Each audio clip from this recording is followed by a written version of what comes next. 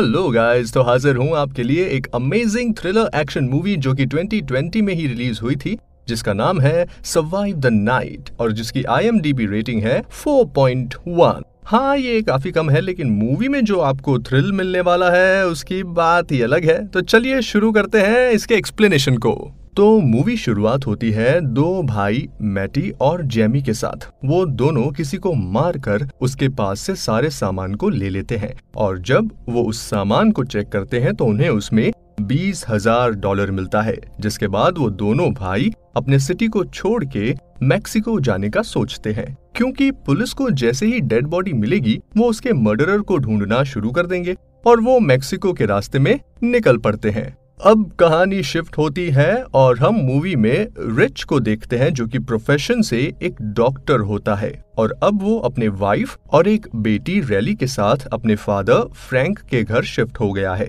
असल में रिच के साथ एक हादसा हुआ है, जिसमें एक दिन वो अपने कार से हॉस्पिटल से वापस आ रहा था और उसका एक्सीडेंट हो गया, जिसमें सामने वाले आदमी का डेथ हो गई, जिसकी वजह से उस आदमी के फैमिली ने रिच पे केस कर दिया। रिच चाहता तो वो केस लड़ सकता है, लेकिन उसने अपने फैमिली को केस और कोर्ट के चक्कर में नहीं पड़ने दिया और केस को डिसमिस कर दिया, जिसकी वजह से उसे उस आदमी के फैमिली को पनिशमेंट के तौर पर बहुत पैसे देने पड़े और उसी की वजह से अब रिच के पास कुछ नहीं बचा। यहाँ रिच की बहन उसे किसी छोटे हॉस्पिटल में जॉब लगवा देती है। रिच के फादर फ्रैंक उस बात से नाराज होते हैं कि अगर तुम्हारी कोई गलती नहीं थी उस एक्सीडेंट में तो तुमने केस क्यों नहीं लड़ा। तो वो बोलता है कि मुझे इस केस को जीतने में बहुत टाइम लगता और मैं अपने फैमिली को उतने वक्त के लिए परेशानी में नहीं डाल सकता। इस बात से रिच की वाइफ जैन भी बहुत गुस्से में होती है। उसे अपने बेटी की फिक्र होती है कि उसके फ्यूचर का अब क्या होगा, क्योंकि उन लोगों के पास कोई सेविंग भी नहीं होती है। लेकिन रिच की माँ जैन को समझाती है कि आज पैसा नहीं है तो क्या हुआ, कल फिर से आ जाएगा। इंसान को जीने के लिए अपने फैमिली का साथ बहुत जरूरी है। अब हम देखते हैं कि रिच अपने पूरे फैमिली के साथ डिनर कर रहा होता है। तभी रिच को क्लिनिक से फोन आ जाता है कि क्लिनिक में कुछ इमरजेंसी आ गई है, तो रिच को जाना पड़ता है। असल में रिच के फादर फ्रैंक शुरू से ही रिच को स्ट्रिक्टली रखे हैं और उन्हें हमेशा से ऐसा लगता है कि उन्होंने रिच के परवरिश में कोई कमी कर दी है।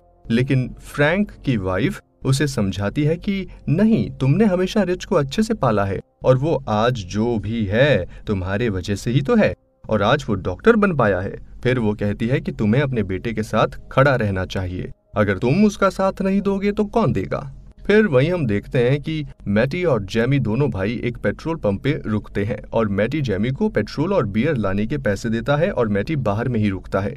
जेमी अंदर जाकर बियर लेने लगता, लेकिन वहाँ शॉपकीपर को उसकी हरकत ठीक नहीं लगता है और वो उसी बीच पुलिस को कॉल कर देता है छुपकर। उसके बाद मैटी को अंदर से गोली की आवाज आती है और वो अपनी गन लेकर अंदर जाता है, जहाँ वो देखता है कि जेमी ने एक लड़की को पकड़ रखा है और उसके सर पर गन लगा रखी है और शॉपकीपर के पास भी गन है। मैटी ये देखकर पैनिक हो जाता है और जेमी को बोलता है कि उस लड़की को जाने दो और वो लड़की भी बहुत गिड़गिड़ाती है कि मुझे जाने दो, मेरे छोटे छोटे बच्चे हैं और उनके सिवा मेरा कोई नहीं है, मैं यहाँ काम करती हूँ, अपनी जरूरत पूरी करती हूँ। लेकिन जेमी किसी की नहीं सुनता है और जल्दबाजी में आकर उस लड़की को गोली मार देता है, जिसके बाद शॉपकीपर भी फायरिंग करता है और उस फायरिंग में मैटी के पांव में गोली लग जाती है, जिसके बाद शॉपकीपर को भी जेमी गोली मार देता है। अब वो दोनों भाई वहां से भाग जाते हैं, क्योंकि वहां पुलिस कभी भी आ सकती थी।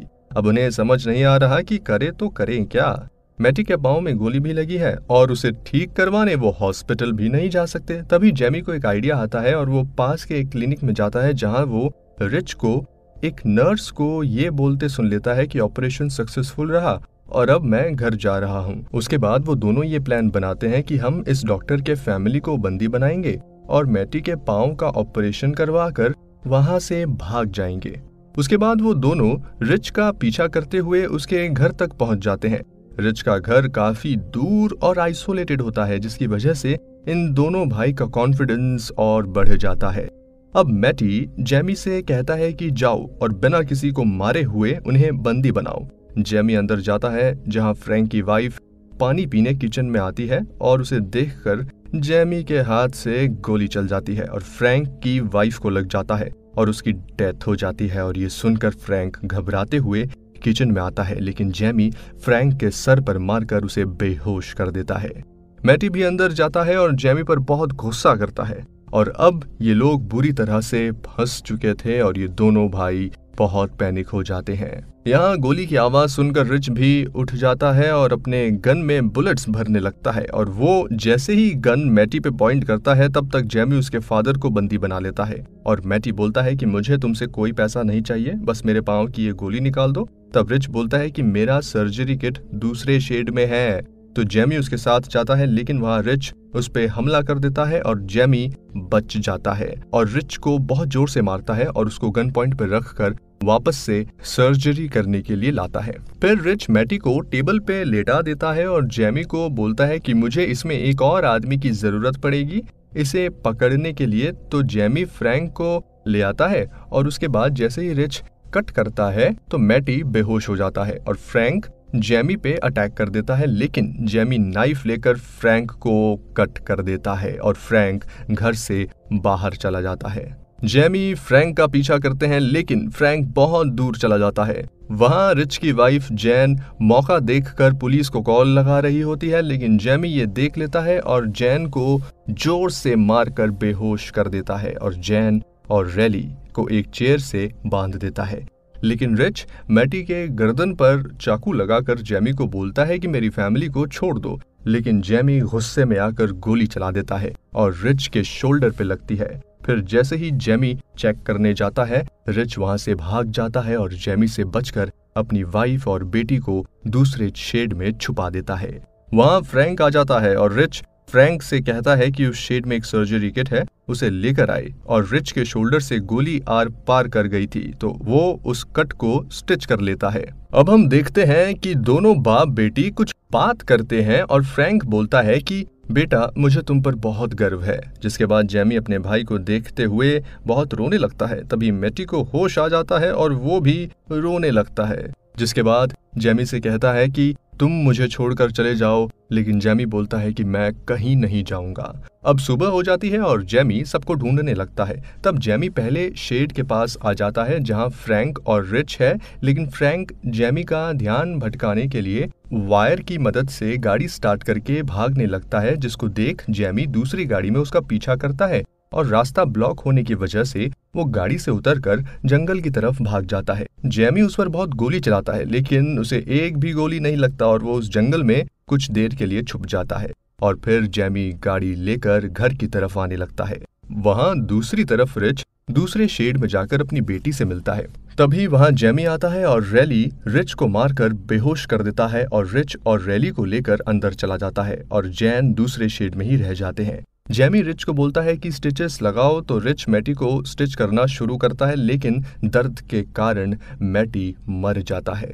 तभी दूसरे शेड में फ्रैंक आकर जैन को छुपा लेता है और जैन फ्रैंक का गन लेकर रिच को बचाने जाती है, लेकिन फ्रैंक वहीं रुक जाता है क्योंकि उसको जो कट लगा था उसमें बहुत दर्द हो रहा था। जेमी जैसे ही रिच को मारने वाला होता है, जैन वहां से फायर कर देती है, लेकिन जेमी बच जाता है और जैन का पीछा करते हुए गोली चलाता है, लेकिन जैन बच जाती है। वहां रिच को गन मिल जाता है और वो जेमी को मार देता है, जिसके बाद जेमी गिरते पड़ते अपने भाई के पास जाता है और रिच फिर से एक गोली मार के उसके भाई के पास उसे गिरा देता है और वो मर जाता है। जिसके बाद रिच अपने फैमिली से मिलता है और वहां फ्रैंक भी आ जाता है और वो लोग एक दूसरे को हग करते हैं, जिसके बाद मूवी खत्म हो जाती है। गाइस, इस मूवी से हमें ये देखने को मिला कि कैसे दो भाई मिलके कितने लोगों की जान ले लेते हैं, उसके बाद भी उन्हें कुछ हासिल नहीं होता और वो दोनों खुद भी मर जाते हैं। और हमें इस मूवी से ये भी सीखने को मिला कि जिंदगी है तो उतार चढ़ाव तो होते ही रहेंगे,